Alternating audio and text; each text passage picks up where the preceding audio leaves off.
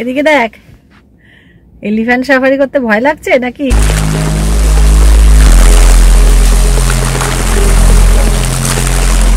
বহু দিনের স্বপ্ন পূরণ হয়েছে আমার, হাতির পিঠে চাপা।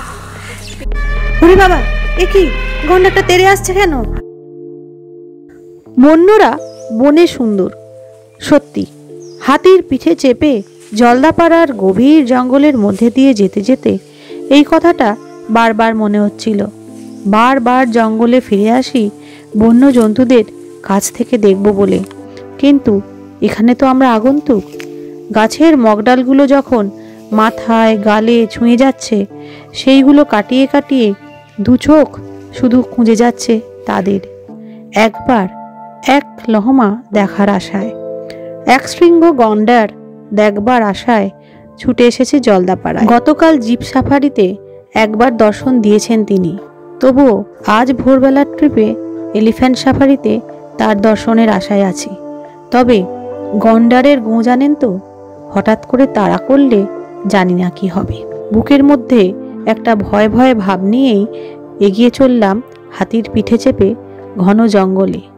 ওরা নাকি থাকে ঘাসযুক্ত যে তৃণভূমি সেইখানে। দেখা যাক আজকের অভিজ্ঞতা কেমন হয়। আপনাদের সাথে এই সকল অভিজ্ঞতা শেয়ার করব, তাই আজকের এই ভিডিও। 261.51 স্কোয়ার কিলোমিটার আয়তন বিশিষ্ট বিস্তীর্ণ রিভারাইন গ্রাসল্যান্ড আর ফরেস্ট দিয়ে ঘেরা এই জলদাপাড়া জাতীয় উদ্যান আগে 1941 সালে ছিল ওয়াইল্ড লাইফ স্যাংচুয়ারি। 2012 সালে এটাকে আপগ্রেডেড করে জলদাপাড়া জাতীয় উদ্যানে পরিণত করা হয়। পশ্চিমবঙ্গের আলিপুরদুয়ার জেলার পূর্ব হিমালয়ের পাদদেশে অবস্থিত এই জলদাপাড়া ন্যাশনাল পার্ক এক শৃঙ্গ গন্ডারের জন্য বিখ্যাত, এখন যার সংখ্যা 292টি। এছাড়াও এখানে ইন্ডিয়ান লেপার্ড, জংলি হাতি, সম্বার, বার্কিং ডিয়ার, স্পটেড ডিয়ার, চিতল, হক ডিয়ার, ওয়াইল্ড বোর আর গড় দেখতে পাওয়া যায়। এছাড়াও প্রচুর পাখি, বাঁদর ইত্যাদি নানান বন্য প্রাণীর বাসস্থান এই Jaldapara national park. Jaldapara tourist lodge Aranya property থেকে ভোরবেলায় আমরা বেরিয়ে পড়লাম এলিফ্যান্ট সাফারির উদ্দেশ্যে। আমাদের গাড়িটা ছিল মেন রোডের জলদাপাড়া থানার সামনে। সেখান থেকে গাড়িতে চেপে আমরা চলে গেলাম জলদাপাড়া ন্যাশনাল পার্কের গেট অবধি। ওই এদিকে দেখ, এলিফ্যান্ট সাফারি করতে ভয় লাগছে নাকি? আমাদের 550 বলেছিল আসতে, আমরা 530-তে চলে এসেছি অলরেডি। এত এক্সাইটমেন্ট আর এত টেনশন আমাদের যাতে দেরি না হয় সেই সব ভেবে আমরা একেবারে তাড়াতাড়ি চলে এসেছি। এখনো আলো ফোটেনি, বাইরেটা দেখতেই পাচ্ছেন আলো ফোটেনি। আর আমাদের এলিফ্যান্ট রাইডের টাইম দিয়েছে 6:30, 6:30 থেকে 7:30। তার আগে আমাদের এই যে মাদারিহাট গেট, যেটা মেনলি যেটা একদম কাছাকাছি, এই যে অনেকগুলো গেট আছে তো, চিলাপাতা ইত্যাদি নানান রকমের নাম আছে, তার মধ্যে মাদারিহাট যে গেটটা সেটা একেবারে টুরিস্ট লজের কাছাকাছি। এই 5 মিনিটও লাগে না গাড়িতে। তো আমরা চলে এসে দাঁড়িয়ে আছি এখন। আর এটা এই যে এখানে আমাদের এন্ট্রি করতে হবে, এটা তো আমি আগেও দেখিয়েছি যখন এসেছি। এই যে এখানে দেখছেন অফিসটা, ওই অফিসে আমাদের স্লিপটা দেখিয়ে নাম এন্ট্রি করে আধার কার্ড মানে দেখিয়ে আর সঙ্গে ওরা গাইড দিয়ে দেবে, তখন যাব আমরা। আপনারা নিজেদের গাড়ি নিয়েও ঢুকতে পারেন।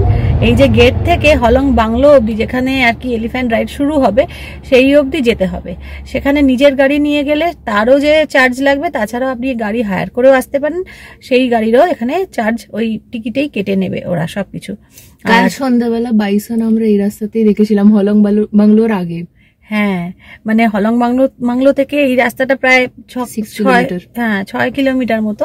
তো এই রাস্তার মাঝখানে আমরা বাইসন দেখেছিলাম কালকে। তো এই রাস্তাটা কোর এরিয়া নয়, দুটো না, অনেক হ্যাঁ, আর এই রাস্তাটা কিন্তু কোর এরিয়া নয়, কোর এরিয়া ওই হলং বাংলোর পর থেকে শুরু হচ্ছে। তো এই রাস্তাটাতে কিছু কিছু অ্যানিমেলস আর ময়ূর তো প্রচুর দেখা যায়।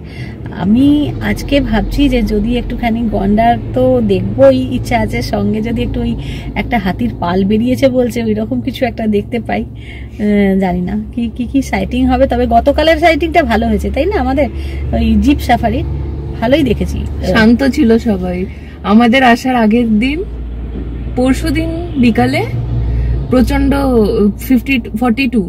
42 এলিফ্যান্টস, কিন্তু আমরা দেখতে পাইনি এলিফ্যান্টস, আমরা দেখেছি শুধু গন্ডার আর জংলি শুয়োর ইত্যাদি। মানে আমরা দেখেছি এলিফ্যান্ট। কি বললো, ঢুকতে দেবে এখন? আচ্ছা, গাড়িটা ঠিক করে পার্কিং করে তারপর আমরা ওয়েট করব, গাইড আসবে, তারপর ঢুকবো। এলিফ্যান্ট সাফারির বুকিং কিন্তু অনলাইনে আগে থেকেই করে নেবেন, ওখানে গিয়ে পাওয়ার চান্স খুবই কম। যাই হোক, ওখানে গিয়ে কিন্তু যেদিন সাফারি তার আগের দিন আপনাকে বোর্ডিং স্লিপটা নিয়ে আসতে হবে সন্ধ্যে 6টার সময়। আর এই সাফারির সাথে গাড়ির জন্য এন্ট্রি ফি বাবদ 480 টাকা আর গাইড ফি বাবদ 350 টাকা অ্যাড হবে।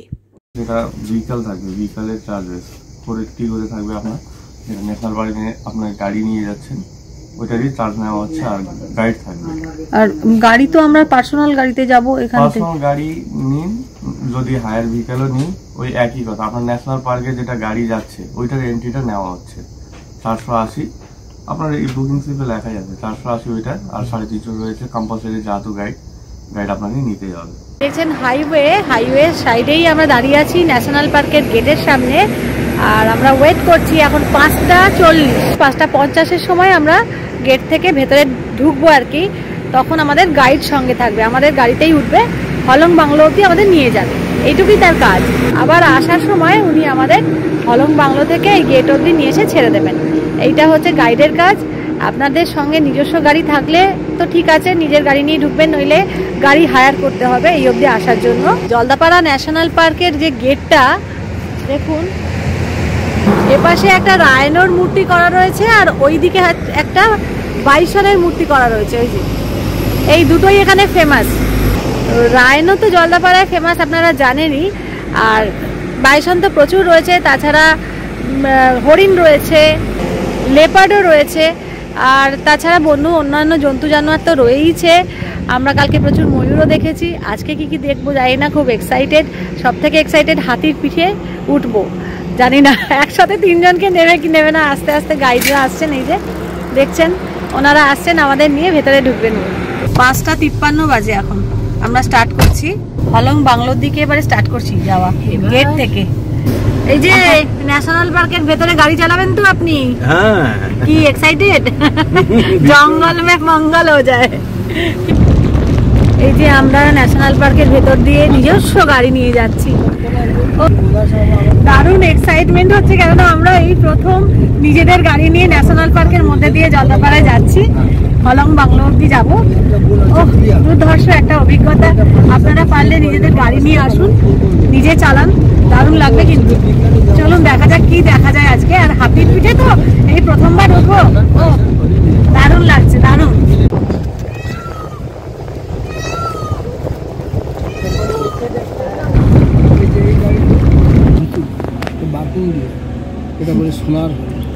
ও সোনার হরিণ, আচ্ছা, বার্কিং ডিয়ার।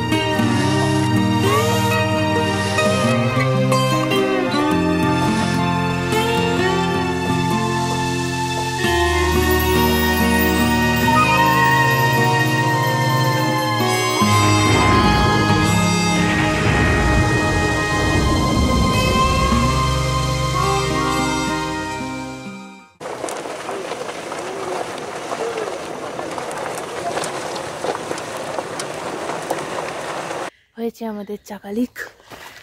আমাদের গাড়ির চাকা লিক হয়ে গেছে, খুব ভয় লাগছে, কেননা এখান থেকে আমরা আবার লাভা যাব, স্টেপনি চেঞ্জ করছে, দেখা যাক কি কন্ডিশন থাকে এখানে জলদাপাড়ায়, কোথায় কি সারায় তাও জানি না, একবার মানে দেখিয়ে নেওয়া উচিত। তো যাই হোক, আমরা চলে এসেছি হলং বাংলোর কাছে। কালকে বিকালবেলায় এই হলং বাংলোতে এসেছিলাম জিপ সাফারির টাইমে, সল্ট পিটটা দেখায়, ওখানে গন্ডার দেখেছিলাম। এখন শুধু ময়ূর উড়ে বেড়াচ্ছে চারিদিকে, গাছের ওপরে আশেপাশে সব ময়ূর ঘুরে বেড়াচ্ছে।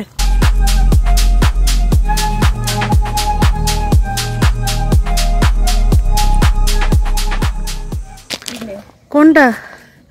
ও এই গাছটা আমাদের মুখ্যমন্ত্রী মমতা বন্দ্যোপাধ্যায় লাগিয়েছিলেন। গাছটা কত বড় হয়ে গেছে, এই যে 5 জুন 2014।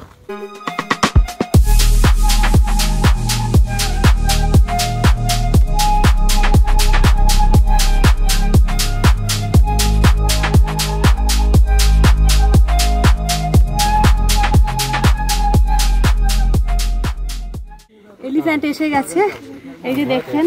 আমরা এবারে পিঠে উঠবো, ওই একটা উঁচু মতো জায়গা করা আছে সিঁড়ির, তার উপর দিয়ে উঠতে হবে, খুব ভয় লাগছে। ওরা উঠে চলে গেল, কত পেছনে যাচ্ছে ও ঘুরে আবার এপাশে দুজনকে নেবে, 4 জন, এক একটা 4 জন করে। বাপরে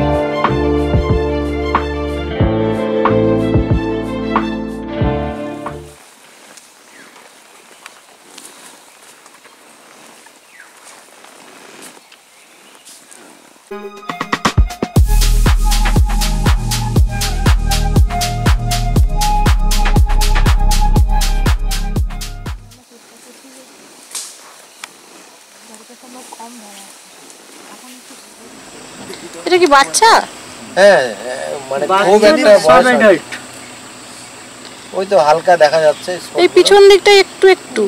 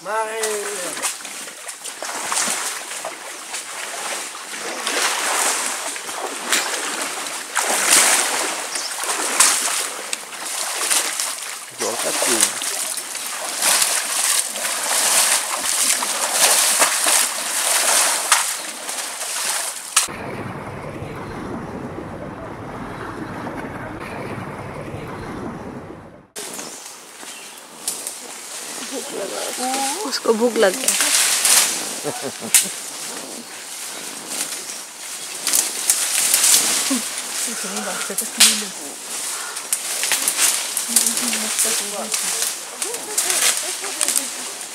ওরও ইচ্ছা হয়ে যাচ্ছে খেতে। এদিক ওদিক তাকাতে তাকাতেই হঠাৎ দেখা পেলাম তার, জঙ্গলের ভেতরে শুধুমাত্র পিঠটা আর মাথাটাই দেখা যাচ্ছে।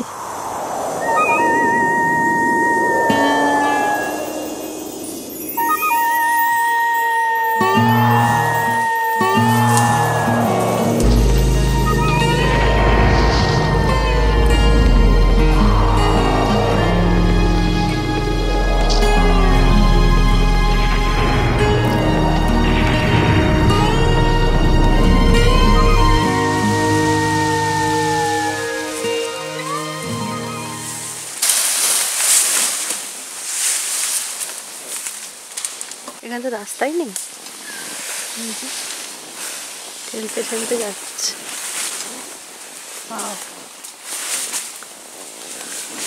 আবার জলে নামবে।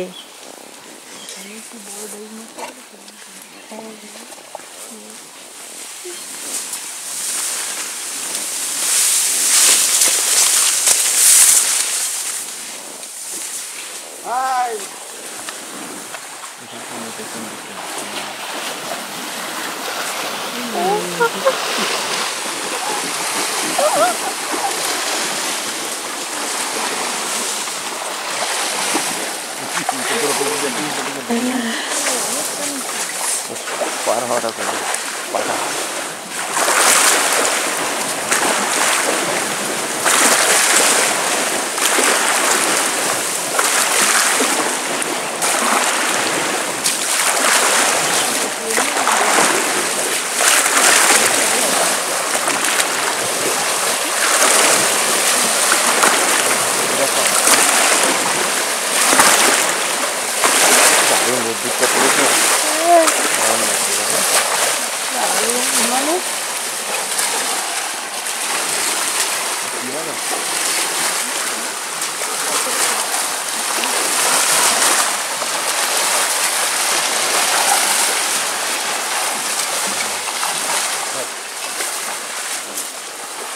ভীষণ এক্সাইটেড আমরা।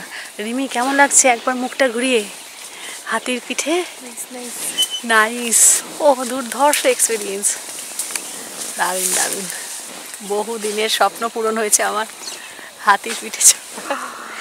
ও জংলি শুয়োর দেখতে পেয়েছি।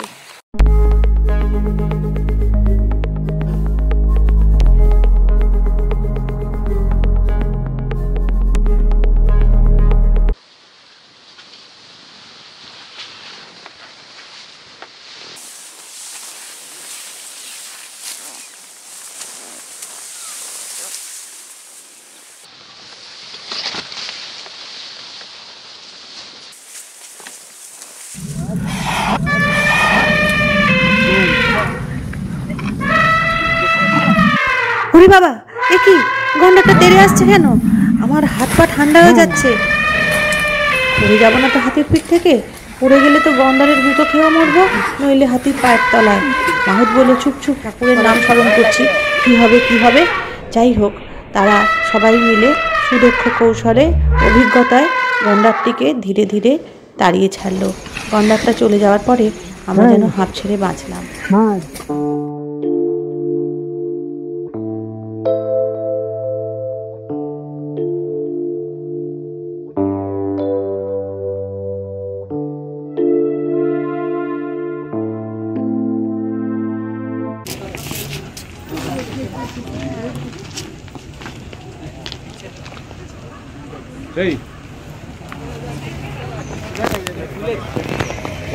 এইবার আমরা নামবো, হাতির পিঠে চাপা হয়ে গেল, দুর্ধর্ষ এক্সপিরিয়েন্স।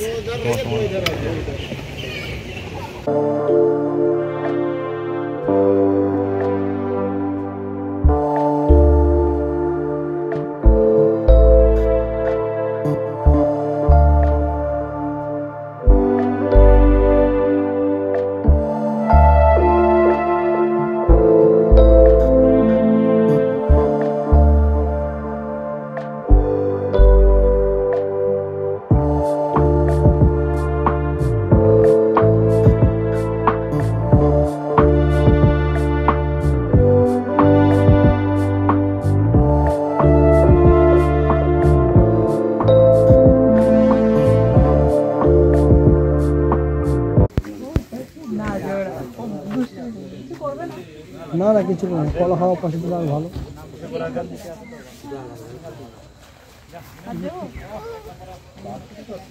সামনে যান, এখন কিছু হবে না, যান যান, এখন মাউথ আছে, কিছু হবে না।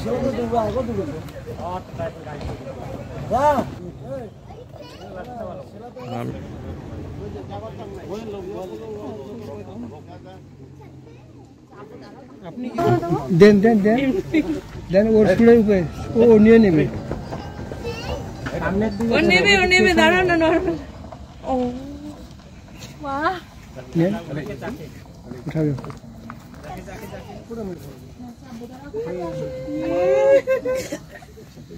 ওই পয়সা দিয়ে কলা খাবে। ঠিক আছে, কি বলছিস? বলছি হাতি পাতা খাচ্ছিল, আমি কারি পাতা নিয়ে এসেছি যেটার সাইজ আমার এক আঙুলের মতো। ও জঙ্গলের কারি পাতা থেকে পোহা খাওয়াবো আপনাদের। আপনারা আমাদের বাড়িতে আসবেন, নিমন্ত্রণ করলাম, জঙ্গলের কারি পাতা দিয়ে পোহা খাওয়াবো। বেশি লোক খেতে এলে তখন আসতে হবে আবার, অত লোককে খাওয়াতে গেলে না, সবাই বলুন আমি আরেকটা তাহলে ট্রিপ করতে পারবো।